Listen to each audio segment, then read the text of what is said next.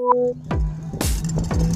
Viewers, ট্রেনের সাথে একটি কুকুরের ধাক্কা লাগে, কুকুরটি খুব আহত হয়ে থাকে।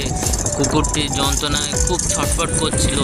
তো আমরা মানুষ হলে হয়তো নিয়ে যেতাম হসপিটালে, কিন্তু পশু বলে কেউ নিয়ে যাচ্ছিল না, তাই আমরা সবাই মিলে নিয়ে যাচ্ছিলাম পশু হসপিটালে। আর এই যে দাদাভাই দেখছো না, এই দাদাভাইকে খুব অসংখ্য ধন্যবাদ জানাই যে এই দাদাভাই উদ্যোগ করে আমরা সবাই মিলে পশু হসপিটালে নিয়ে গেলাম এই কুকুরটিকে।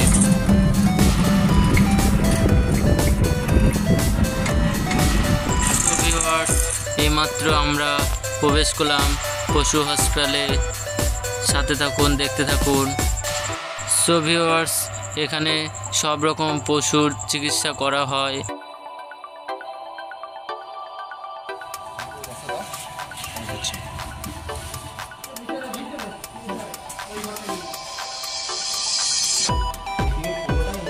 হ্যাঁ, এদিকে পুরোটাই।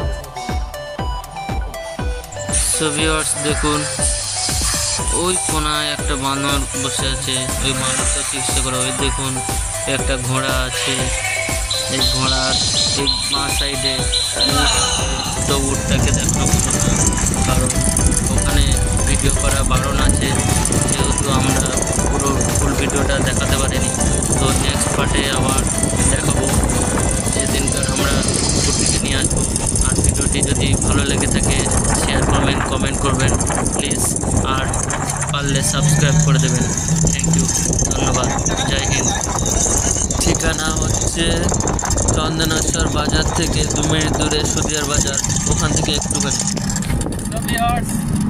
আমরা এখন পশু হসপিটাল থেকে আসলাম, তো আপাতত দিয়ে এসেছি, আবার যখন নিয়ে আসবো তখন আবার দেখাবো। তো ভিডিওটি কেমন লাগলো, যদি ভিডিওটি ভালো লেগে থাকে লাইক, শেয়ার, কমেন্ট, একদম এটুকুই চাই। Tata, by.